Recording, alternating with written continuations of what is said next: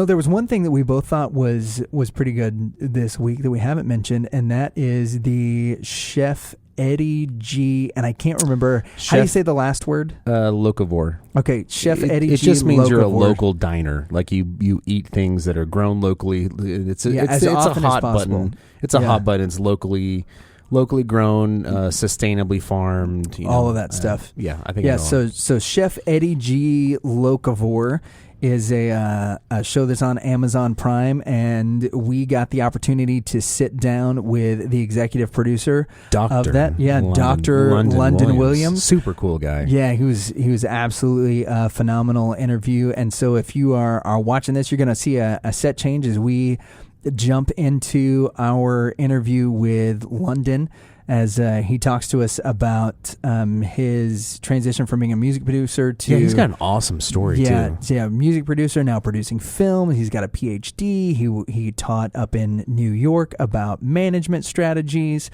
was a venue manager for the biggest venues in the world. And I was surprised to hear about the Death Star. Yeah, he helped do that. He used to manage all the concerts and everything that came to Wembley Stadium. I mean, the guy has been nothing but successful in anything he's touched has turned to gold. But it's come from until he came on our show. Yeah, until he came on our show. But it's from a lot of hard work. We get into to a lot of cool stuff. So here's our interview with Dr. London Williams. Hope you guys enjoy it. And as we have said multiple times before, part of the fun of our show is getting to interview people that we have no business talking to at all. And today is no exception, as we have executive producer extraordinaire Dr. London Williams. Yeah. So London has several different movies that he's done. The award-winning Outgrown, the Raw Black Funk. We've got what's the one with Natural Hair? Is that what it's called? Yeah, Natural Hair the movie. Natural Hair the movie just celebrated over 2 million streaming, and the big one right now is Chef Eddie G. Locavore. Yes. Which I originally thought was Eddie G's last name. I thought it was his name too. Yeah, I was like, wow, so G's his middle initial. That's kind of cool. But no, Locavore's actually got a cool meaning. We'll get into that here in a little bit. And he's a New York-based chef, right? Yes, he is. Yes. Okay. Mm-hmm. So is his food amazing? His food is amazing. Yeah, it looked good what he was making. He always tells me that I'm based wherever my backpack is, that type of thing. But he's from New York originally. Yeah, but Locavore is one who eats food. It's a local grown locally, whenever possible. It's a great idea for a show too. Yes. Because I mean that's my favorite thing of traveling is eating the local food. Like That's right. I don't want to go to L.A. and go eat Olive Garden. There you go. Yeah. So, but that is you can find that Chef Eddie G. Locavore is streaming on Amazon Prime. You get 4 episodes out and some more coming. Yes. As you had some COVID delays, which I'm sure we'll get into that as well. But I want to start on a personal note, if I can. If we can just start the sappy music in the background, I want to start on a personal note. I just want to thank you for the last decade of friendship. Oh, thanks, man. London and Dingley. I don't know how much of this that you've pieced together, but a lot of the national acts and the big acts that I got to work with and play with were because of London. A few episodes ago, we were talking about Hamilton and how cool it was that Hamilton was something. Yeah, and you got all butthurt about it. Yeah, I did. That's actually not what happened. It's not. But we were talking about how cool it was, like the reimagining of historical characters and in a modern framework and seeing them recast. And one of the things I was talking about was being the white guy that was playing with R&B acts, and that I had to have some of my black friends that went to bat for me that said, no, not only can this kid do this, but he's actually pretty good at it. And London was the guy who got the final word on it, who listened to me play bass one day and was like, you know what? I think that'll do. And it felt like that moment from, you've seen the movie Babe, where the farmer's like, that'll do, pig, that'll do. That's what it felt like. I was like, I made it, I get it. I know. Yeah. No, it was it was awesome. So this bass player with long blonde hair walks in. Walks into a He says, rap hold on, studio. I've got to get out Eleanor. The name of my bass. Yeah, pull out this I'm sure 5-string sparkly bass. I'm sure there's question marks everywhere. We literally. So this was where was the studio? It was in Garland, right? Yes. It was actually in Garland. Yeah. Or was they Grand Prairie? No, it was actually Garland. Yeah. I had like 3 or 4. So Yeah. So that was in Garland. We came up. I rolled up to the studio like 1 a.m, and there's like a hardcore rap group that just got out, and they're looking at me like, you're like, what? Hey guys. Yeah. And they had one of the guys asked me. He goes, Are you the right place? It's like I think so. There's bars on the windows. Yeah. And I walk in and come around the corner and got to do a little audition, and I did not look like I belonged there. I'm going to be honest. I was wearing a pair of 501 jeans that I had, boots? that somebody helped me get into. Some ostrich skin boots. I had on like a bunch of rings. That was skinny jeans first came out. Yeah, right? that's exactly right. And anyway, so I did the audition, and London was one of the first people who was like, I'm willing to look past you and to see that you're actually talented and not just a knucklehead. Yeah. And that was a big part of my maturing into not just becoming a better artist, but just a person in general. Because I'd never really had. I've got some great people, but I've never had to have somebody, go to bat for me, and you did, and that's definitely changed the way that I've interacted with other people, realizing how important it is for people to have an advocate. So, as my buddy, man, thanks very much. No, thank you, man. I've appreciated it over the years. Thank you for your friendship. Yeah, no sweat. Yeah. As I've been, what London really means is, hey, you know what? I will keep you around, you little mooch. So, that's awesome. So let's catch up. Let's talk about. So you've gone from music, which is where I met you, to now you are doing film and television, which is that seems like a crazy jump. I would say it's not too much of a crazy jump, because I feel like all entertainment is in the same vein, because when you're looking at a film, you listen to music behind the film, and believe it or not, music is really what pushes a lot of films to where they can be better films as well. Yeah, because there's some scenes wouldn't be a scene without that cue to music, as you said, the sad music and stuff like that. Or music actually helps films move and vacillate to become a true story. Yeah. I remember watching, I don't remember what show it was, but it was a symphony of some kind. Mr. Holland's Opus? No, and they were playing the music for an episode of Tom and Jerry. Okay. And they dropped the music suddenly, and the show becomes almost unwatchable. Like there you go. It's just the cat and a mouse running around, but with the music, it adds all of these layers and these levels. There you go. Well, you did some stuff at Real Effects whenever you were there, where you took. I played ping pong. Yeah. Okay. No, he took. We were watching something, and you were learning production at the time, and you took the footsteps out of a scene, and it messed with my brain so bad because you're watching it, and something's supposed to be happening. There you go. And it's not. And I know that it's supposed to be happening, and all these other sounds are happening, but it was, I think it might have been an equilibrium, like Christian Bale's walking down a hallway with no footsteps. I think about it all the time, because it just hurts. Wow. I'll hear movies and I'll go, that doesn't sound quite right, like the post effects where they're adding, pan clanging together or whatever for a door slamming. I'm like, that wasn't the right sound. How when people watch this or listen to it, that my voice sounds markedly different because we add some richness and stuff to it that they won't hear if they hear a Sunday morning sermon. Yeah. Like, well, you're like, hey, y'all, we're going to praise the Lord. you put a little bass in there. Yeah, that's exactly right. We modulate it. Yeah. Go ahead. Now, I think the interesting thing, especially about talking about real effects, is funny because I've learned a lot about certain vegetables and fruits that make sounds of like the human body. What? They would use like cabbage for bones breaking or something like that. Different things like that, doing all the Foley and all that stuff like that. So it's funny to hear you guys talk about that, because that's when I'm looking at a movie or a television show, I'm listening for everything. I'm like one of those very eyes wide open type of people. Yeah. So never watch a movie with me. I'll tell you that because you want to know how it works. I'm that guy that's talking. I'm like, that ain't right. I've got a friend who is he's a professional magician, and he actually makes a lot of the illusions. Okay. His name's Anton James, and he's I'm trying to think of the name of their site, The Magic Estate.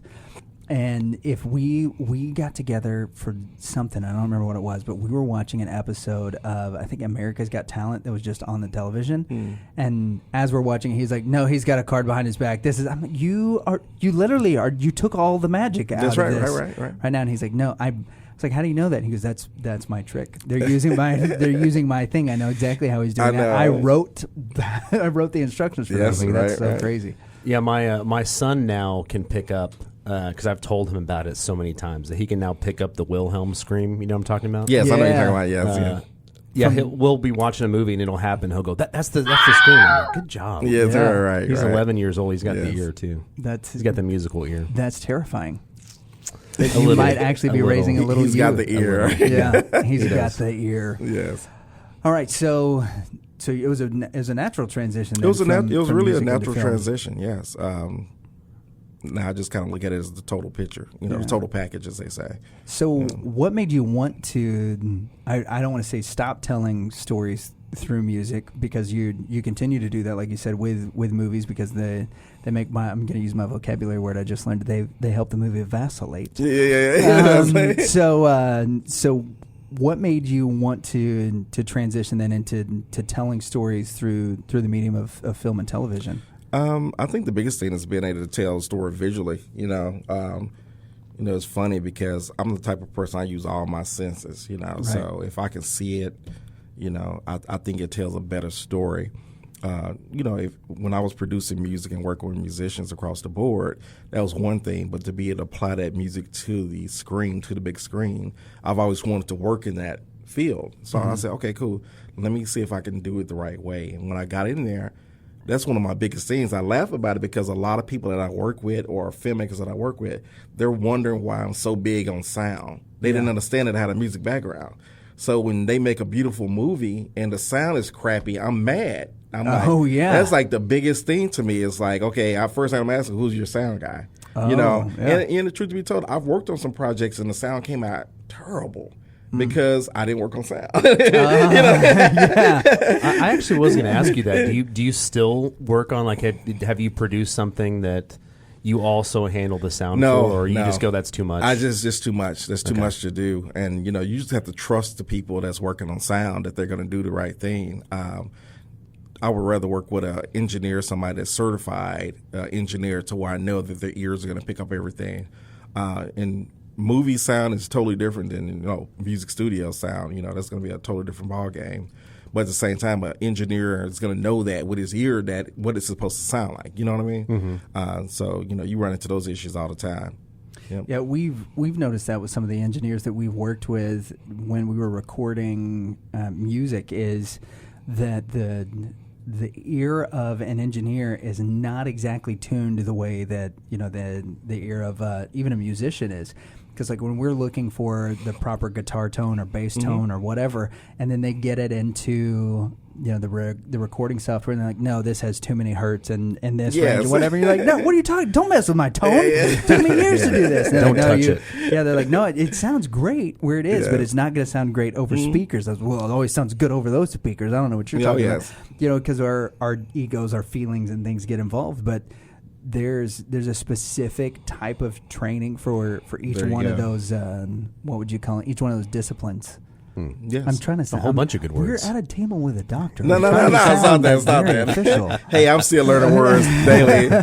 When I first started studying, I was going to dictionary.com, and I got a word a day. Oh yeah. You can actually request a word a day to be sent to you. Really? On dictionary.com. So that's how you get your vocabulary. Yeah, that's how you learn vacillate. Yeah. I just like the way it sounds. Yeah, I know, it sounds kind of great. It sounds. Yeah. It sounds like something like Vaseline. Say. Yeah, that's it. It sounds very Vaseline. Excuse me while I just vacillate through this crowd. Right. Like I feel like that's the proper usage, but also where my wife would be like, hey, can we just stop using the word vacillate in public? There you go. Did you just say vacillate Let's in front add of it my to parents? the list of words that we don't say. Okay, so you started, you went to film school. Yes. As an adult. Yeah, as an adult. We'll put it that way, right? Yes. So you were married, you had kids. Yes. You had a wonderful job. When I met you, you were doing some stuff over at a venue management company. We'll leave them nameless, but you were managing the biggest venues across the globe. Yes. And you actually helped with some of the stuff at the Death Star. So we'll just allow all of that to work in Lucia, which, when I first met you, I was like, that's incredible. And you're like, yeah, this is not really what I want to do. Like, you had a great car. You had like all of the things that young Lucas was looking at. I was like, no, this dude is super successful. And you're like, I'm not really interested in all this right now, man. I ain't trying to do any of this. I really want to do something that I'm passionate about. And I was like, well, I am passionate about driving your BMW. So how can we make that happen? Yeah. So you've always been somebody that's been very inspired and very driven by their passions. And so what was going to film school in New York, leaving the family in Dallas, for how long was film school? How long were you there? I was there about a year and a half. A year and a half. Yeah. But I was there about 2 years, but the program I was in was about a year and a half. Yeah. So how does that conversation go with Mrs. Yeah, Dr. how Williams? did that go? That conversation is more like, honey, I want to change what I'm doing. I'm not happy. Right. I think I've hit as you hit your roadblock and you're like, man, I'm just to the point to where I just hit that mental roadblock on what I want to do. And I basically gave an example because when I was teaching at SMU, when I was teaching there, Go Ponies. Yeah, right. when I was teaching there, I actually looked out across the audience. I looked at the class, and everybody's heads was down in their phone. Oh man! And I was like, oh my God, how did I get here? Yeah. How did I get to a point to where I'm teaching a subject? At that point, I was teaching sports management, and I was also teaching event management. And I'm teaching a topic that I had so much passion and love about, to look out on this audience of all these people with heads down into their phone because social media just hit, Right. Instagram, everything that just hit. So we had people head down. So now you're teaching to a heads down generation. And that was one of my deciding factors to say, hey, I'm going to do something I really, really love to do versus simply trying to teach these people with the heads down to where they're learning. Don't get me wrong, they're learning. But at the same time, I want to feel like I'm really contributing. And what I felt like my contribution was going to be to where I can create projects that I wanted to always create. So that was part of my plea when I said, hey, to be the thing that they're looking at when their head's down. Yeah. You're gonna have to influence it from the screen. There you go. So that's part of my discussion with the missus. And when we had that discussion, I decided to leave, and I left, and I said, I'll be back on the weekends. Man. But that was a lie. The weekends never really happened. I was like, okay, good. I came home the first couple of weekends. Right. But then what happens in film school, you get pulled on the projects that only shoot on the weekends. Mm. So now you're like, okay, now I'm in school all week, and I'm shooting on the weekends. So then you start looking at the missus like, man, I'm sorry I can't come home this weekend, but I'll see you next weekend. Ooh. Next weekend turned into like, I'll see you another weekend. But it was always those type of things to where you're coming home like 2 months later, Yeah. Did she ever come visit you and get to experience New York? No, she never wanted to come up there. She was a New York person. She's not a New York person. See, that's my wife too. I've only been once. I was there for like a night, basically. Yes. But I spent the whole night exploring New York. My wife would have hated it. Yeah. My wife, she hated it. She never really wanted to come up there. Because they heard all the bad things about New York. New York is a very cultural city, but it was a poet. I can't remember his name right now. He always said, "Go to New York, but don't stay too long. It'll make you hard." Yeah, So I learned that from that poet. Just don't stay too long, because as you go to different places, you realize that the places that you're at, people don't have the same values that you have, and you literally learn what it feels like to get stabbed in the front versus stabbed in the back. There was a whole saying about LA people stab you in the back, New York people stab you in the front. And you learn that real quick just by looking at somebody and you're doing a deal with them, and all of a sudden they change their mind in the middle of the deal, and you're like, you just lied. They don't know what a lie is. Hey, what's a lie? No, I didn't lie. You're wrong. You're right. You're like, huh? That's wild. Yeah. Okay, so that's a huge transition for a family. Oh yeah. And the good news is that it's worked out. Yeah. Right. So you've gotten to work on some films you were really passionate about, stuff that's won awards, and if you're not familiar with the way that a person's career runs, you might not know that the very first movie that London did is like one of the most raw films that I have ever seen in my life. I will tell you right now. No. Okay, it's awesome. I will say that it's an incredible movie that you should never watch with your children. Yeah. There's a bunch of movies in that category. Oh, yeah, I know, right? Yeah, but there's, I think, like for instance, like with Tombstone. Yeah. Right? Tombstone's one of those movies that you want to watch with your kid one day. Black Funk is an incredible movie that I feel like was something that I needed to see, but it's one of those that I've got in the category of, okay, I've experienced that, and I felt this whole up and down of emotion and just craziness that was in that movie. But like the only thing I can liken it to is The Joker with Joaquin Phoenix. Yeah, was an incredible movie, but I was exhausted by the end of it. Like I don't know that I could I could take watching that again. And that's kind of where Black Funk took me, and then finding out that so much of it was a true story. And all that. So how do you get hooked up on that kind of movie to start your career, and then move to now I'm traveling with places with a chef eating great food that you can not a bad gig. Not at all. So talk to us about like how your career mapping's gone, how you kind of swung from point A to point B. Well, I always tell people that sometimes you don't pick the movie picks you. It's a true story. It's happened to me 100 times. Yeah, you're like, hold on, how did I get this gig? You know, I'm just an idiot. I know, right? So I'm like, how did I get this gig? Like that was the first feature film that I worked on. I worked on numerous short films. I worked on stuff with Facebook. I worked on stuff with other producers, but they were always short film projects, short narrative film projects. So this was the first feature film. So I was excited. But one thing I didn't know was the fact that this film was actually almost like a 50 Shades of Grey type of book before it became a film. I did not know that either when I started this watching movie. I watched this movie because it was something that my good friend London had worked on, and I was like, I'm going to check this out. Yeah. And you had sent me a message to let me know what it was, and it was streaming, and then you sent me another one that I did not see that goes, hey, bro, be careful watching that movie. Don't watch this with grandma. Yeah. But by the way, where could we find this now? It's on Amazon and... It's still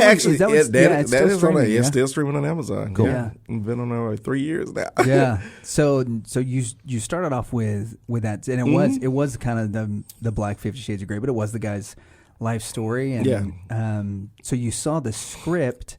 And then you started reading the novels. So what's your mind doing when you start reading these novels? Well, the thing is, I didn't really read the novels until we almost finished the script, until we almost finished shooting, because like at that point, once you were hired on the production, you don't have time to read. Right. You're like, I've read this script. Now I'm outlining everything. I'm putting things into movie magic programs. I'm scheduling. I'm working with the actors, putting out some contracts. So you're literally going into event mode, right? To put everything together.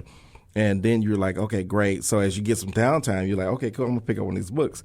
Me and the writer, we became friends, knowing his whole life story. He's actually from Grenada. Okay. So he's a citizen in the U.S., but just to know his story and everything that went on behind that was quite interesting. But then come to find out his books have sold millions of copies. That was like life-changing to me, because I'm like, man, how did he do this? And how did he turn these books? And now, see, I was a conduit to getting that book to film, to the silver screen. But like I said, any first project comes with your first problems, because I was learning. I was literally in the process of employing my business and event planning skills, but I was still learning as a filmmaker, because I didn't know all the terminology. I was like fresh out of film school. Right. They don't teach you everything in film school. They don't teach you really, really how to do it. And sometimes I always tell people that just because you go to a certain film school, you may have a teacher that worked on some projects from the 70s or 80s. Yeah. You know what I mean? They haven't worked on any projects in 2000. You know what I mean? Yeah, they haven't. Some that haven't worked with any digital format at all. There you go. And so you have a lot of teachers that really don't want to work with digital format or ever do it, but they kind of teach you what they've went through in theory. But to actually work a project is a total different ball game. I have respect for everybody that I work with on set, But I also learned, the tough part about it is rescheduling, firing people, hiring people, those type of things, to where you have to make those tough decisions. And I had to make a lot of tough decisions on that project. But that project, I truly believe, I'm glad I had those experiences because I was able to cut my teeth on that project to not make the same mistakes. And some of the mistakes was pretty much, some of the mistakes was stopping and starting. Sometimes when you got a project, especially a feature film, you got to shoot straight through. If you don't shoot straight through, you'll lose those crew to other people. Especially when you have good crew, You can lose them to other productions because everybody's vying to hire those people at that time. And those people in New York, they're going to go to the highest bidder. Yeah. Period. Yeah. You may offer them $1,500 a day. Somebody else is offering them $1,600 a day. That $100 can make a difference between food and the fridge. That's the truth. Yeah. Mm-hmm. So how many, with COVID, have you guys lost a lot of crew because of that? Because a lot of the projects that you've been working on have been put on hold. But yes. You said you've also been able to do some projects. So has there been like give and take? Are you losing more people, or are you able to help more people find opportunities to work? Well, a little bit of both. When COVID hit, everybody, of course, was scared because we didn't know. Nobody knew what COVID really was. And then once, they start to realize, and once the CDC started offering these guidelines, as the film industry person, we were still waiting on the Producers Association, the PGA, to give us our guidelines, So once they gave us our guidelines, we were able to start moving forward and realize what we had to do is that we had to start scaling down. I was used to working on sets with 30 to 40 crew members, and sometimes even more than that, to work on a set with 15 crew members. Wow. But then you work on a set with 15 crew members, you're doubling your job. I was on sets where I was the line producer and the first AD, and that very rarely happens because you realize how much leeway you have to give to get stuff done. Yeah. I was just recently on a project in LA. I was a line producer, first AD, and the second AC, a second assistant camera. So you get to a point to where you're like, man, I'm stretched thin. So I think that's what's happening now with COVID, is a lot of people have to take on dual roles, and those dual roles are kind of stressing people out right now. Yeah, no doubt. Yeah. I mean, do you see an end to this where where the movie industry just goes back to traditional roles, or are we going to see it evolve? Where I truly at this point, I think the movie industry is going to evolve. It's going to get to a point it's become the new norm until COVID is really put under control, or I hate to say this, our country truly locks down, and for that 2 or 3 week period to where they say it manifests or whatever. I truly think this is a new norm of just scaled down crews. And even actors, you have to be on sets. Then, their guidelines are that craft services has totally changed. You can't just feed people in a buffet line anymore. Yeah. You have to have to-go boxes prepped each individually. Everything is individually wrapped. It's a weird feeling to be on set like that. Yeah. So and how do you do seconds? You just go get another box? You go get another box. It depends. If your name is below the third page on the credits, you don't do seconds. My box only had one sandwich in it. Yeah, you'd be lucky to get a box. Yeah. So speaking of that, there are some terms that I've seen in the credits of movies that I have no idea what they are. Okay. And I'm wondering if maybe you can help me with some of these terms. So what's a gaffer? A gaffer is someone that works with light. They're basically the one that's shaping the light on set and basically getting your lighting right. So like you say, in the studio right here, we have lighting, right? We do, yes. So, and our gaffer was terrible. The gaffer actually did a pretty good job. I can kind of tell by the shadows, not any key lights coming up, but, the gaffer is a person that's kind of working with the lighting to make sure that the director of photography is happy, because the director of photography is going to give you a certain look on how that film is supposed to look, and the gaffer is usually the person who's going to deliver that look for you. Okay. Yeah. And I think gaffer also means father in Lord of the Rings. Lord of the Rings. Yeah. My old gaffer. Gaffer. This is different than Samwise Gamgee's. When I think of gaffer, I think of gaff tape. Gaff tape. Yeah. And so I thought it was, for the longest time, and until just this moment, I thought it was the person that taped all the cords down. Yeah. And I was like, that is so cool that they give this guy his own spot in the credits. Yeah. I was incredibly wrong. The gaff taper. Yeah. Right? What's the best boy? I was about to ask that. Yeah, too. because I think that's the one that in the credits when I see that I'm like the best boy, and then there's there's several best boys. I'm a great boy, but I'm not the best. The best boy. It's funny that you say that because, like I said, I've worked on some big sets, and sometimes people take on multiple roles. Right. So have you ever gotten to be the? I've never gotten to be the best boy. Yeah, I think that's a weird thing to say to somebody. Have you ever gotten to be the best boy? Yeah. Like it sounds like something you'd say to your dog, not something that you'd say, "Oh, who's the best boy?" Yeah. Do you get a treat too? Yeah. So they work in the G&E department. Most of them work in the G&E department, and G&E is for our listeners who don't know. General Electric. Yeah. We're speaking in a lot of acroconyms because we're. I'm sorry. No. It's not your fault. We also are industry people like Dr. Williams, our guest. But he does the same thing with church lingo. There you go. I do. He'd be like, what? It's so bad. I speak, and this will probably get me canceled. So what is an offering? Yeah. What is it? What's a tithering? No, it's not. Tithing. Yeah, you guys are horrible. Yes. Okay, so it's the person that handles with the general election stuff. So the best boy and the gaffer, I suspect, probably have to work. They work really together. closely together. Yes. Yeah. Everybody, and it's funny. Everybody in this industry, they're interconnected departments. But see, I think the gaffer and the best boy could be one and the same. They can. I think that's one that we can combine and move forward. I think it depends on how big the set is. Well, it also depends on how big those lights are. That's true. Yeah. I'm meddling. Look, he set it up perfectly that this show is us two talking to people we have no business talking to. I'm trying to solve the movie industry. Y'all gonna have unions calling us. Don't try to mess with our jobs. Don't worry, just give them my number. SAG is gonna just give us a 1-star review. They're gonna boycott right outside. You're trying to take our jobs. That'd be great. We'd have to cross a picket line just to come into the studio. Yeah. What about? I offer my services as best what's boy. a grip?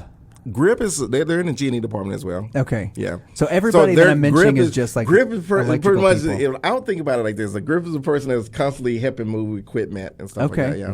Grip is a roadie. We call it a one man. Yeah. And then I think my last one is a Foley artist. Because I have no idea what a Foley is. When I think of Foley... A Foley catheter? Yeah. No, that's not what I think of even. I think of Mick Foley.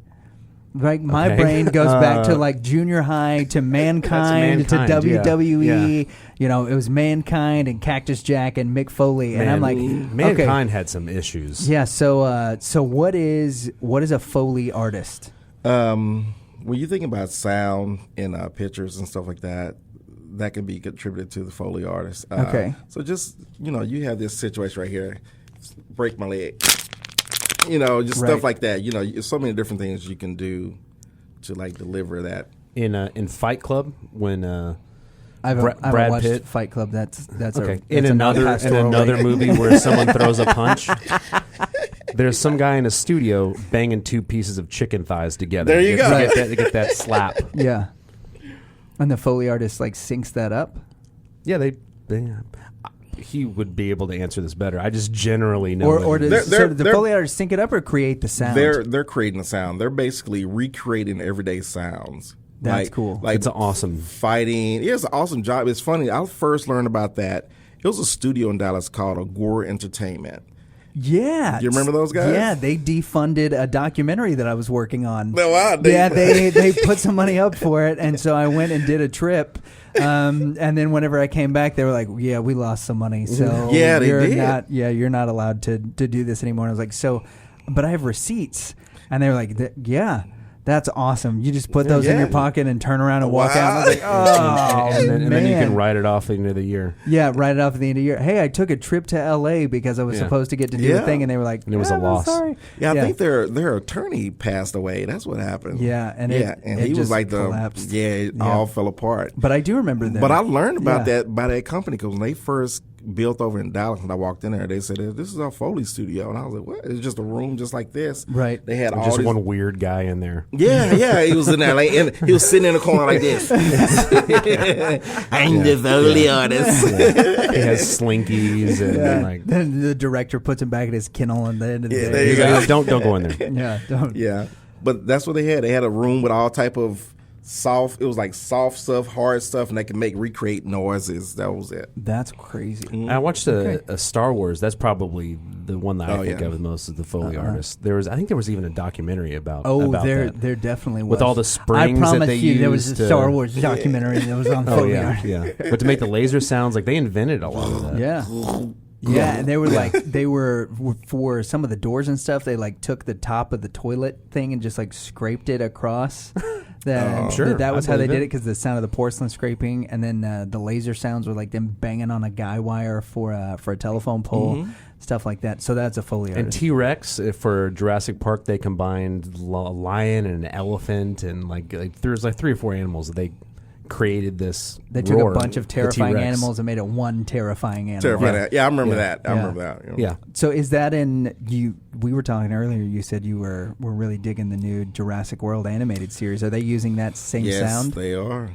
That's awesome. And it's funny because that new series, they're like exploring other dinosaurs that didn't exist. Oh, really? So they're like making up creatures. It's hilarious. That's wild. So I'm saying it'll be a good episode to watch, or a good series to watch. I think that would be something you and Kale might get into. My son has already started watching it. So your son is watching it. So he's seen the actually dinosaur eat somebody. Then did you know that? Probably. He is 11. Awesome. He is 11. And I think it's animated. It's animated, right? Yeah. Okay, so he's seen it, but he's seen the other Jurassic Park movies with me, so it's pretty mild comparatively. I'm assuming. They didn't go like hardcore with the animation on Netflix. I mean, they might, but it was on Netflix Kids. It was because he's got his own little subsection. He does at my house too, which I just found out. I got logged out of Netflix for some reason, and he logged back in, and it's like, do you want to be Kale the Bomb? I was like, honey, and she goes, I let him make his own Netflix thing whenever he's over there. Then I was like, unbelievable. That's cool. He gets that poor kid gets nothing. Every place he goes, everybody's like so excited that he exists. Got it. Okay, I want to talk to you about so many things, but so Outgrown. So we talked about Black Funk, which was this raw movie. You had Natural Hair, which we talked about, or Natural Hair the movie. We didn't talk about it. We mentioned it. We mentioned it. Outgrown is this movie that's about kids. Can you give it, like, what's the quick synopsis for Outgrown? The quick synopsis versus me reading it offline. No. Yeah, I can go to IMDb and just tell you. Yeah. Let's hear about it from the creator. Yes. Good idea. Outgrown is basically about 2 kids. They were actually trying to sneak into a concert, so they was doing it by any means necessary. I always tell people it's kind of like a planes, trains, and automobiles for kids, you know. It's awesome. They took a helicopter, a limo ride, always to sneak it on a city bus to try to get to this concert. All to get, and I'm going to hold that so people can go watch it. Yeah, go check it out. At the end, go check it out. Yeah, it's on right now. It's streaming on Up Faith and Family Television. So we signed a deal with them, and yeah, that's it. Okay, so you won some awards with this movie, and did you go to film festivals for this? Yes, we put this one in a lot of film festivals, and that's actually how we got our film deal. Okay. Because it was in a lot of film festivals, and Sam, the director of photography and one of the producers, he actually met someone from Up Faith and Family at one of the festivals, and she was like, hey, give me a call, that type of thing happened. And it was kind of like a referral through a friend, and we sent it to them, and they loved it. How does the film festival circuit work? Because I'm completely fascinated by this, because we've been to plenty of music festivals and played in music festivals, and they are you have a traveling act, and everybody hops in their buses, and you go to the next city, and that's how a music festival works.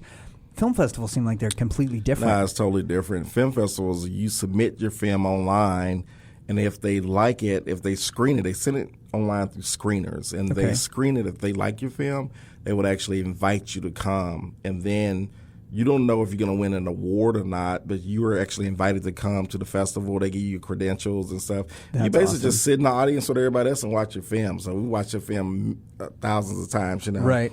And at that point, you're announced at the end whether or not you won. You're in different categories and stuff like that. and you may or may not win. And then sometimes you get beat out by films and you be like, man, we should have won. and I laugh about it because I'm like, I now know what like artists feel like at the Grammys, you know, right. we should have won. Yeah, when Kanye got up and stopped the show. Yeah, exactly.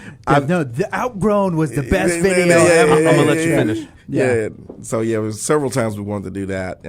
Did you have people that you were like trading back and forth with, where you won at one festival and then they won at the next one in similar categories, or? No, it wasn't like that. It was more like you kind of respect the films that won, because some of the films that won the categories, I'm sitting like, oh man, we should have did that. Right. You're thinking about different things, and you know why they won, because, and some things, I hate to say this, some things are politically motivated at the time. Yeah. I know one film had won. It was during the time when they were like, well, it's kind of still going on, about deporting people, you know. So it was a film about deportations and how the families that got deported were feeling when they had to go back to countries that they were never raised in. Right. So that film won. You know, we was like, I understand, it was political, you know. But I was bad, but I was like, it's a good movie. But, but I was like, that was political. Yeah. You know, so that's tough. Subjectivity plays a huge role in anything. So you mentioned that there at the film festivals there are different platforms. What was the one you mentioned that it was the Family Faith? Up TV. Up TV. Yes. So at these film festivals, you're also hoping to get distribution. Yes. Okay. Because you already have funding through whatever channel. Yes. But you still need to put it out there somehow. There you go. You have to put it out there. So there's so many different ways you can get distribution now. You can get distribution through network television. They will usually approach you if they see the film, or if somebody submitted it. They usually want to do a licensing deal with you, or they'll buy it outright. If they feel like it's something that they can take and make a series out of, they will actually buy it outright from you. They don't want to deal with you again, right? Because they have their own writing team. At that point, you just basically took a little small check and let them. It's like the FBI coming in town and taking the case away from the sheriff. From the local Thanks, cops. we got it. That's exactly how it is. Good job. So it's a similar situation, you know. So that could definitely happen. But you can also self-distribute as well. So there's so many different ways you can self-distribute. I'll tell everybody else, YouTube is there. So a lot of films like Issa Rae, you know, she started as a awkward black girl, or the misadventures of an awkward black girl, something like that. And now she has her own TV show, you know, on the network, on the HBO, whatever network is on now. So that can happen as well. You can start on YouTube and get enough viewers and likes, and you can monetize YouTube as well.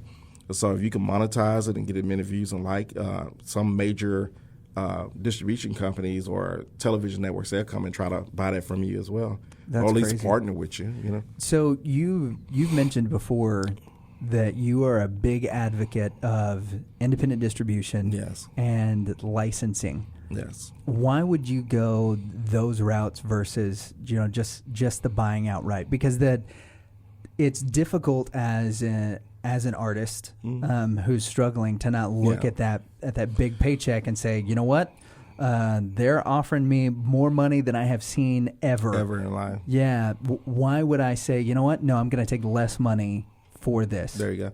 It really depends on where you're at financially. Yeah. You know, I would say sometimes I'm in a good situation to where I didn't have to sell out. You know. Right.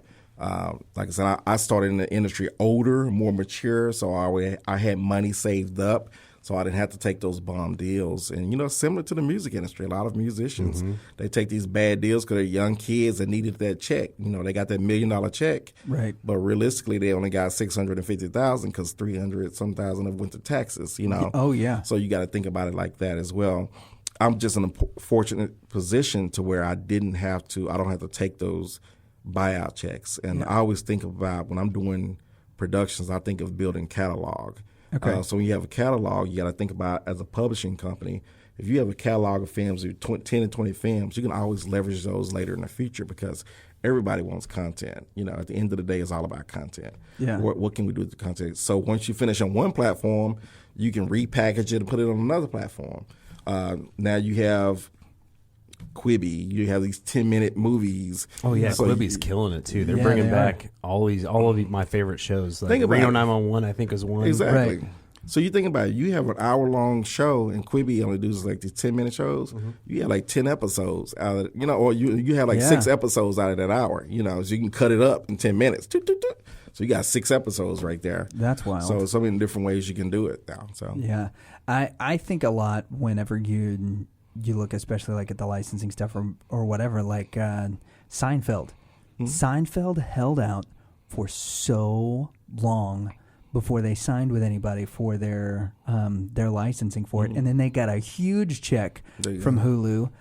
And then like a year later, they were like, oh, yeah, also so Hulu got their year exclusive. Now you can also get us on Amazon Prime because Amazon Prime paid us a lot of money to do that. There you go. That's the same thing with AC/DC. Mm-hmm. AC/DC was famous for being the only giant band that was not on iTunes. Yes. And whenever they got onto iTunes, which would have been probably like around 2010, 2011, yes, iTunes was forced to buy the licenses for their entire catalog because so many people wanted it, that those guys made a huge payday, enough to where the drummer decided to hire a hitman to kill his wife, and then ended up. Did you not hear about that? Yeah. Oh man, that's one of the crazy. Oh yeah. So Malcolm Young, the famous drummer. Yeah. Mm-hmm. So Malcolm Young, the brother of Angus, ends up he's having some memory issues and ends up having a stroke. And during this, the drummer and his wife are having some problems, and so I guess he just looked too hard at their song lyrics and decided to get a dirty deed done dirt cheap and then hire somebody to kill his wife. And the Australian government was like, you actually hired an undercover agent to kill your wife. Wow. And now we have to arrest and imprison a national treasure. Tiger King style. Yeah, no joke, right? So that's totally crazy. Yeah. All right, so you've got these cool films. You've got a couple of shorts that you've done that we're assuming, and I know there's some of the stuff you can't talk about, that we're assuming are going to get picked up and turned into some series because they've got some really dynamic characters in them. I think of the ones that I've watched, I love Varnell, and I'll mention that one because it's the one that's easiest for our listeners, our viewers to access because it's on YouTube. Yes. So you just spell it Varnel, and it's about 15 minutes long. Yes. But it's a story about a guy and his friends. And the dialogue is great, the acting is phenomenal, but it sucks you in because it feels so authentic. Yeah, it's very authentic. So Varnell, the best way to get it is go to YouTube, but Varnell Corporate America is a joke. Yeah. You'll be able to find it quicker.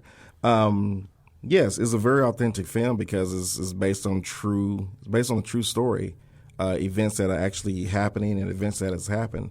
A lot of those actors in it actually took that leap of faith and quit their jobs and now acting full time, as you can see. And he's a great actor, by the way. And then one of the guys in it, he's a real sports agent. So the whole story is kind of true to script, just having fun with it or whatever. That's awesome. Mm-hmm. And it's been one that I've watched with a few people now. Yes. And they all really dig it because the conversations that the guys have in that short are the same ones that we have with our buddies. Yes. That's like, oh, no, I did this. And you're like, well, that's dumb. And then the next guy's coming in and is like, no, you got to chase your dream. And he's like, no, I just told him it was dumb. Why are you encouraging him to be dumb? Yeah. So that it just it just felt like you were getting to watch other people hang out, which. That's right. Yeah. Which was really cool. But before we let you go, I really want to get into the stuff with Chef Eddie G. Me too. So how did you and Eddie G get together? How did you guys come up with this bizarre idea? Because if you haven't seen the show, it's on Amazon Prime. You can stream it there. I'd encourage you. It's a fun show to watch with your family, and it's sort of and I don't want to pigeonhole it, but it fits into this weird void that was sort of left by Anthony Bourdain, who did this magnificent thing. But towards the end of his show, it was really about all the places that he went to go visit. Whereas Chef Eddie, I feel like, takes the travel aspect of it, and then he adds this sort of bizarre element of personal challenge where he's going to go to, like when he goes to Guadalajara, You guys go to Guadalajara, Mexico, which I'm totally fascinated that was the place that you guys picked to go for a number of reasons, which I'm sure we'll get to. Narcos. Yeah, that's exactly what I think of. Is I'm like, okay, that's great. So I see that you guys are in Guadalajara on Facebook or Instagram, and I'm like, out in the opiate yeah, fields. and I immediately like put down my phone. I'm like, dear Jesus in heaven, be with London and whoever this chef Eddie G is, who's obviously a bad influence on him. Exactly. Yeah, so. But he goes to these places, they highlight the culture, they highlight the local markets, and then he takes on this weird personal challenge of, I am going to take all of your ingredients and cook for you an authentic meal in my style and then give it to the locals to see whether or not they're like, no, this is terrible, or whether they like it, which seems like a really unnecessary way to put yourself out there. Yeah, that's like a vulnerability that I don't need in my life. I know. So like whenever I, hey, French people, I'm going to improve upon your words here real quickly. Yeah. So that just seems like a complete, just bizarre concept, but it's really cool. So how did you guys come up with it? How did you guys get together? Yeah, we actually, he's probably one of my second projects out of film school. Okay, yeah. Actually, so you just had success right off the bat. Right off the bat. What a jerk. I was like, I'm doing it, you know. Yeah. Do you want to executive produce our show? Yes, I got you covered. We're on a roll. Let's do it. Yeah. Actually, I met him through a mutual friend. A mutual friend told me, hey, you need to check out Chef Eddie G's kitchen. He's a chef. This is stuff with the Food Network. You really need to take a look at what he's doing. I was like, okay, cool. So I went to the kitchen, went to his restaurant, ate the food. The food was amazing. And I was like, man, this is a pretty cool guy. And I walked in. The place was like built to film in. And I asked him, I said, hey, do you mind me filming something here? He was like, what do you want to do? I actually filmed the scene of Black Funk at Chef Eddie G's kitchen. Shut up. That's awesome. And it was funny. He said, yeah, you can film in my kitchen, but if you want to feed them today, you got to buy my food here. There you go. It was a win-win for both of us. So we filmed that scene. He actually made a cameo appearance in Black Funk that he said his mother would probably never be to see. You can show her the clip. Yeah, I was in a movie. I can show her the clip, you know. So at that point, he was telling me about some other stuff. We started spitballing ideas, and I noticed that he was like working on this thing. It was called 21st Century Locavore or something like that. Okay. And I told him, we kept going back and forth, and I was like, you know what? Why don't you just call it Chef Eddie G Locavore? Yeah, there you go. We just went back and forth with it. Is who you are, you know? Yeah. Cooking, and we just kind of hit it from there and started with just me, him, and a camera. Traveling the world, you know, which is awesome. And as you can see, the episodes will get better because the crew got bigger. Yeah, we were talking about that a little bit beforehand. Is that it was a new experience for everybody? Oh, yeah. You had come from heavily scripted, feature film, short television background to now a more freeform like documentary style. Yes. Like if something happens, you keep the camera rolling and roll with it instead of say you don't stop. It's so funny that you say that because there's a lot of stuff that hits the editing floor that I wish would show. Yeah. Stuff that you never even think about, things that happen in the background, those type of things. And when you're making those decisions to edit it, and it's really all about whether or not you're trying to fit within this 28 point, minute blocks or, 58-minute block, of a time. You got to leave a lot of stuff out. But I always told him, I said, if we do it again, I want to be at least some outtakes, do like a whole episode on the outtakes. Yeah, like at the end, like here's the stuff that you missed from from that really season. happened. That would be so cool. Yeah, like when people, it was one episode we filmed in Sacramento, and we was filming an episode on them harvesting marijuana. Okay. Yes. Nice. So we got there, and then Chef was like, Martha Stewart would love that. Yeah, exactly. Yeah. So we got to, and this is in Sacramento, California. So we was driving up to this ranch to film this whole scene, and the guy was like, "Oh, y'all can see this marijuana field," and we was like, "Okay, great." So when we get there, these guys come out of the hills on 4x4s, and I was like, "Oh my God, we about to get killed!" they had on these masks before COVID was cool. Oh dang! Yeah, so unfortunately, that's an episode that probably would never air. You know, but there's certain things that we just won't do as well. But sometimes we're filming, we get invited to do stuff, and we're like, "Okay, what is that? Well, that'd be cool to film."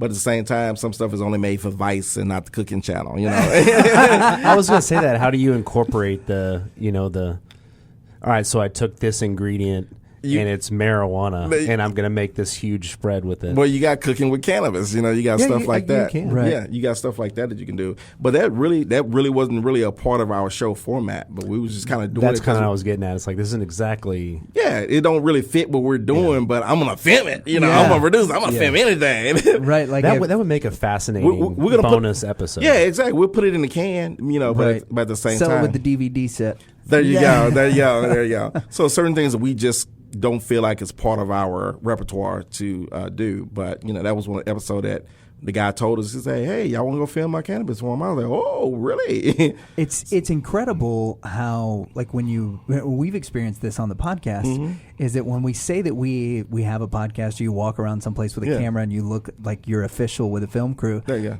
People will agree to stuff or ask you to come do things that you really have no business or responsibility to. There you go. Like, do you want to come see my weed farm? You're like, we can't use this, but yes, I want to see it. I've never been to one, but I'm going to come see it. Yeah, I want to look at your hydroponic operations. Man, it was like when we came out there, the field, it was literally probably about, I would say it had to be about 30, 40 acres of marijuana plants. Oh my god! And I was like, I've never seen it. You know, I was like, I've never seen anything like this. Yeah, that's crazy. But it was funny to film it. You would think that would be in the Mexico episode, right? But it wasn't. Yeah. It was right in California. It was a California episode. Yeah. That's so you know, crazy. we run into stuff like that to where some things that will probably never be shown because that's not what we do. You know, but we do. You know, sometimes we're filming and then we run across things.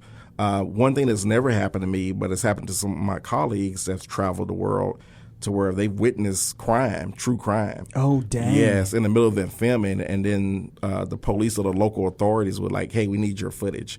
Yeah, that's never happened to me yet. I got to copy it real quick. No, sometimes they take your footage. Yeah. Whoa. Yeah, and then you be like, okay, that's my whole show. But hey, dang. Yeah, if something happens on tape, so you got to be prepared for that. So it's different things that I learned, especially traveling to different countries, to where you got to be ready to have a backup of a backup at all times. Yeah, you're like rolling with the 2 SD cards, filming the same thing. And when they want it, you say, here. Yeah, you give them one card. You give them slot B, and you're like, slot B doesn't always work, but I'm not losing this show. There you go. So you got to be ready for things like that. You know? That's so wild. You've got 4 episodes out.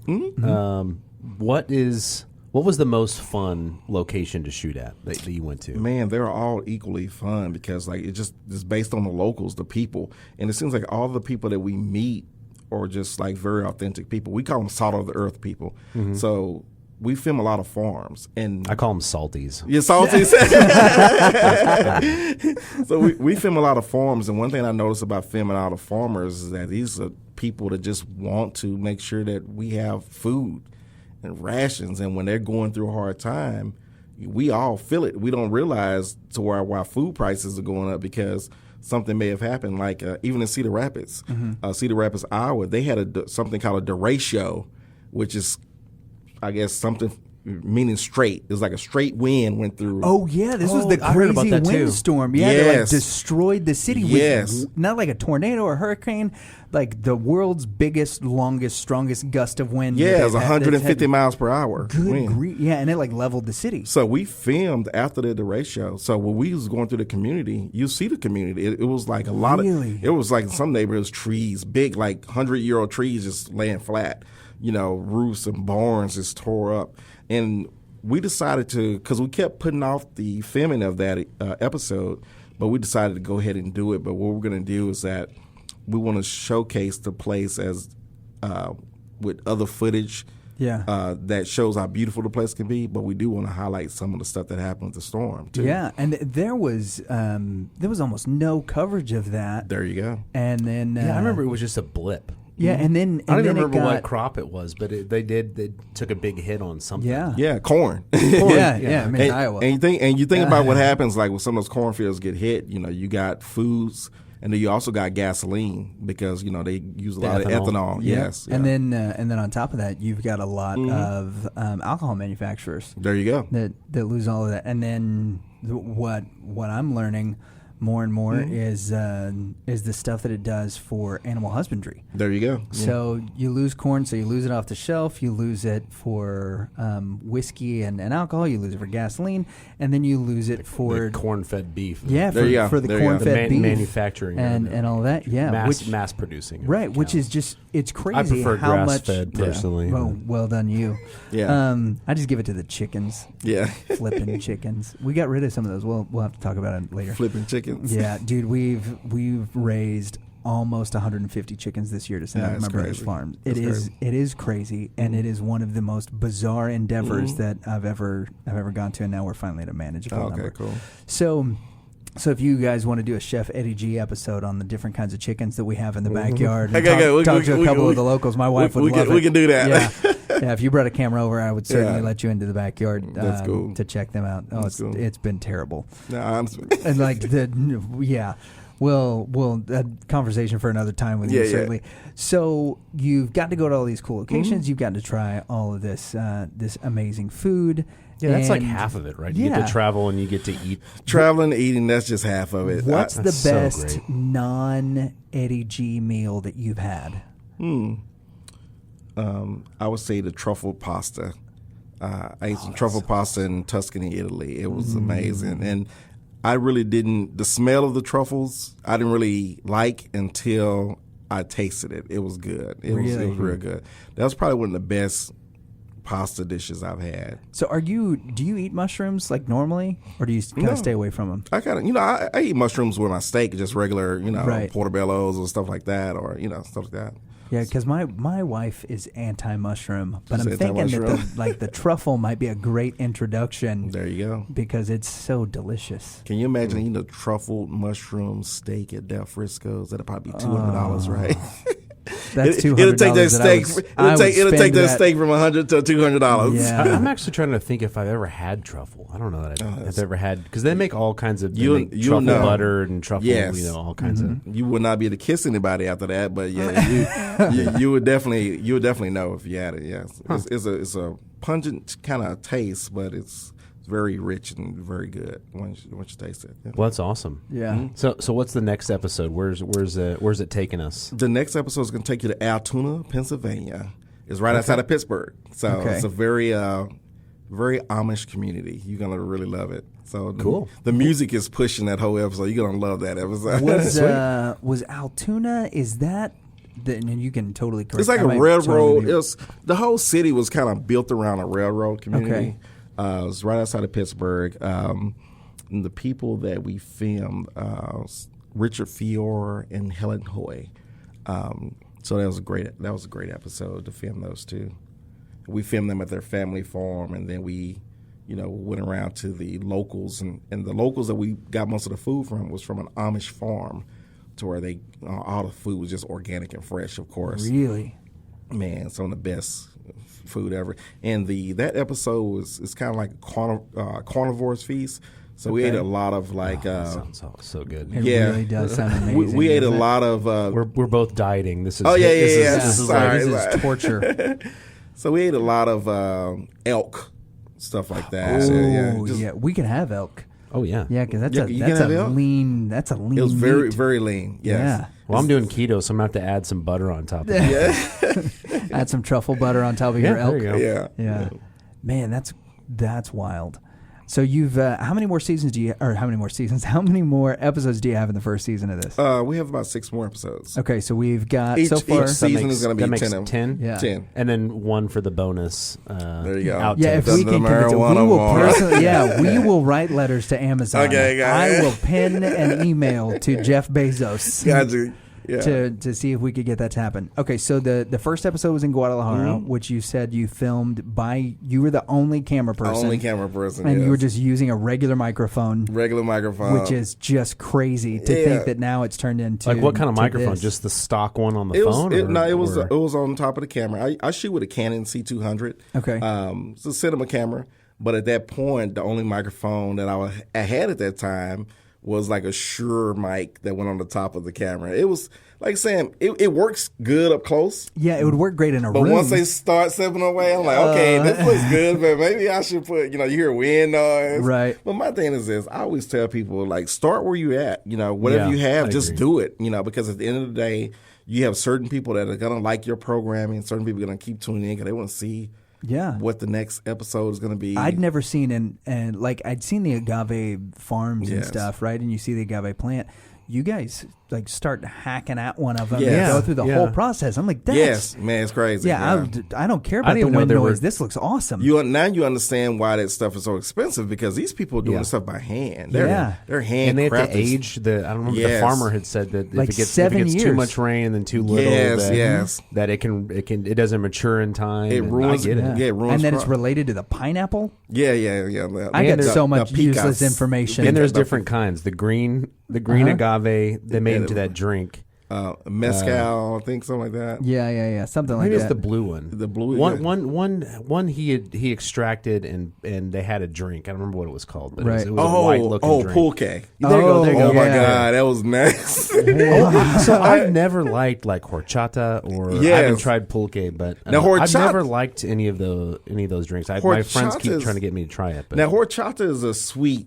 Like a sweet, milky type of sweet, drink. Gross. Yeah. Yes. But that pulque, oh my God, I drank that. It was like real thick. It was a very thick, bitter beer taste. It was, oh my God, I don't know how I chugged that down.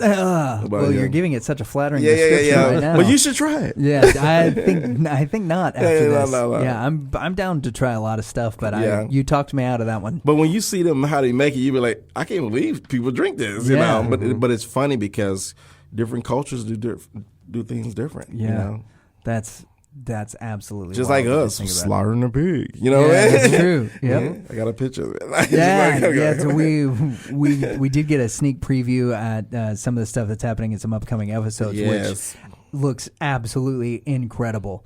And you guys you're on, because of COVID, you guys are on a weird release schedule. So it was going to be once a week, and then it was like once every 2 weeks. It's almost once a month. So we do have something coming out probably in the next, I would say probably in the next 3 weeks. Okay. We will have something coming out because, we have to get some stuff re-edited. So working on that. Yeah, well that'll be awesome. I am really looking forward to it, man. I can't thank you enough for devoting time to this whole program, and thank you for lending legitimacy to what we're doing here for a few minutes. Pays the bills. Yeah, it was a blast. So remember, Up Faith and Family Television is where Outgrown is, and then Amazon Prime for Chef Eddie G. Locavore. Yeah.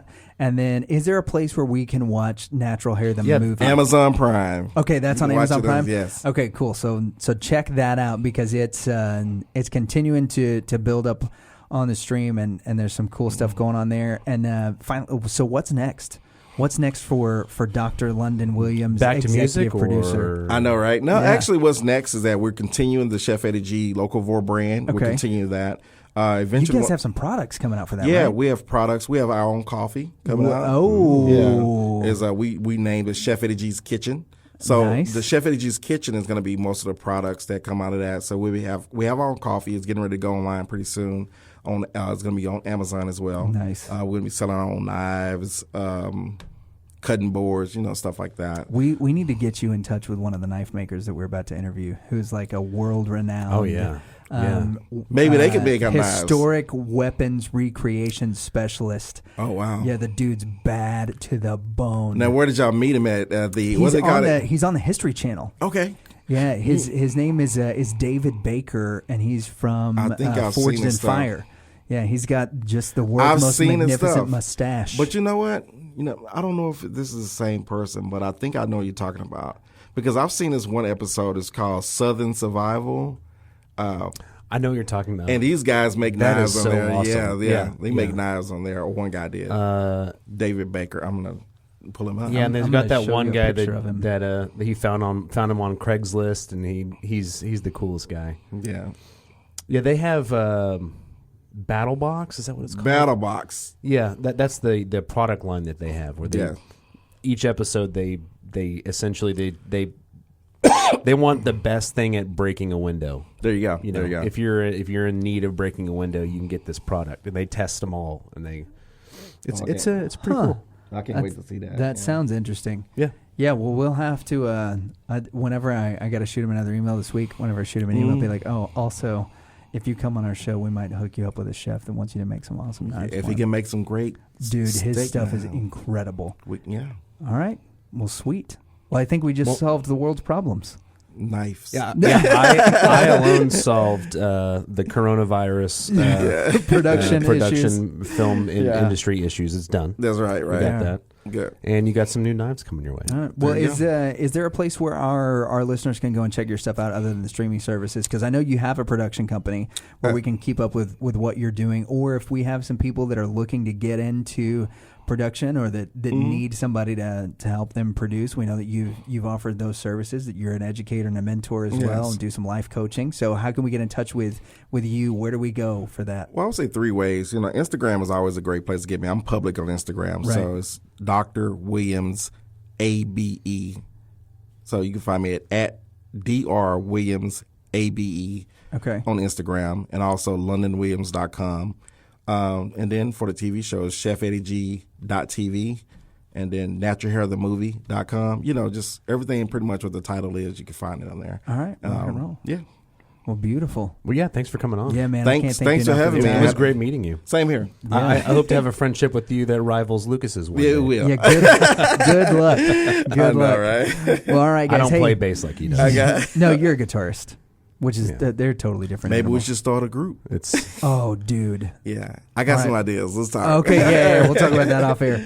All right. Man, it was awesome to get to have London on. Really appreciate it. Thanks again, Dr. Williams, for coming on. And as future projects are coming out, we are going to hope to get to keep up with his career and some of the stuff that's happening. I want the exclusive. And there's a potential interview for us and the good chef, which I think would be really cool, as well as to get to talk to some of the other people that are in the development process and some of the stuff that London's doing. I think would be neat for us to get to do in the future. And the guy, he was fun to talk to. Yeah. Yeah, and I had met him before. Right. So I came in, having done a little bit of research and watched some of his show. And, and I was ready to talk to him, but I didn't really talk to him a whole lot about his show. I mean, I guess I did, but yeah, he's just one of those guys that you just... I recognized him pretty quick. I was like, we can have a conversation. Like we can. Yeah, and I feel like we really we can hang out. Scratch the surface. Let's drop Lucas. And you and me go hang out. He'd probably be fine with that. Yeah. But he's working with a couple of up and coming artists that are actually. So he's still doing some music production stuff. Some up and coming artists. One in particular that as soon as she finishes up this final track, we'll be releasing an album, which. I've gotten to do some work with her, and she's phenomenal. So I'm excited to see what comes out of that, and maybe we'll have her on to talk about her music, which I think would be great. Man, she's a great interview. She's a lot of fun. The tagline from our show is like we just need to make it clear that we are two idiots that nobody has any business talking to, but we're going to do it anyways. Absolutely. Especially if they want to come on. And I will be nice to you. I will talk to you. I will ask say you all questions. the things. Yeah. I'll be super cool, but you have no business talking to me. Yeah. There was there were a couple of things that we really didn't get to dive into that I wanted to, and one of the biggest ones, and I think that's one of the reasons we'll have to get him on again, is his time in Tuscany, talking about like how Italy was one of those places he wanted to go to. I want to try some of Chef Eddie G's coffee. He dropped that subtly, and he talked about it for a minute. I'm just like, where do I get this coffee? Yeah, other than Amazon, right? And it'll come out in a couple of weeks, and we've got all this other stuff going. He's merchandising everything. I need coffee right now, and I need some of that coffee right now. So you've watched the show, right? Yeah. And the progression from the first episode on, because he literally was using a Shure microphone hooked up to the camera, and you can hear the wind blowing. And then there's a couple of moments that are a little awkward at the beginning because he does have it scripted out where the chef does not look comfortable. Yeah. He looks like he's reading a script, or having to say somebody else's words.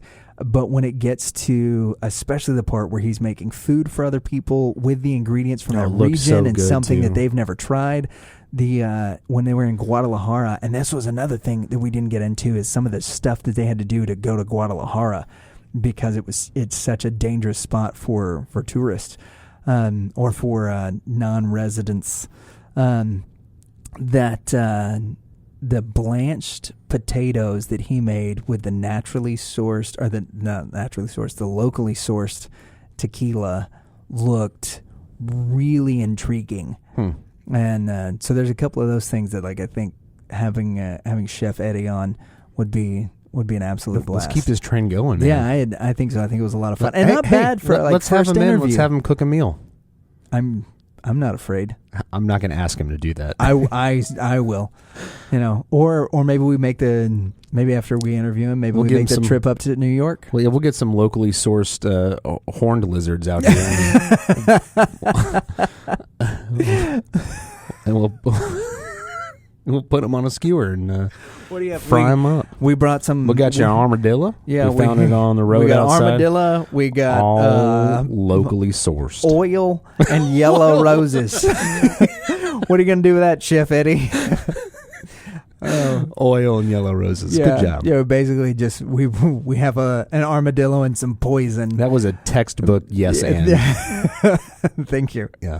Thank you. Well, hey, I think that does it for us, man. Yeah. Thanks for watching. Yeah. Thanks for checking us out. Make sure that you like and subscribe on YouTube, and also wherever you get your podcasts. We're on Spotify, we're on Apple Podcasts, and a couple of other places that have added us within the last few weeks. So that's pretty cool. Also, also we are wanting to do a share the episode, and you'll be put into a drawing for some merch. For some Rev and Rep gear. So make sure that you do that, and if you haven't checked us out on Instagram and Facebook, do that as well, because there's some exclusive content, some behind the scenes stuff that is coming out on there, and there's a lot of stuff that we keep people up to date on throughout the week, and things that are happening in our lives that we do not share on the podcast. But for the people that follow us, you guys can check that out if for whatever reason you want to know more about what's happening in the lives of the actual Reverend and the actual Reprobate. Man, we just kept on talking past we did. Hey, it was a good show. It was a good show. Great job, everybody. We'd like to thank our production crew, the Invisible Man and his friend, and Kyle's bathroom. Yeah, and Kyle's impacted bathroom. We're gonna keep him in our prayers. Yep. Hashtag pray for Kyle. Kyle, you're important to us, as always. He's missed like 2 months of shows. Like he's those adult diapers are. You know what we're gonna get? We're gonna get angry text messages that say we didn't invite him. No, I did.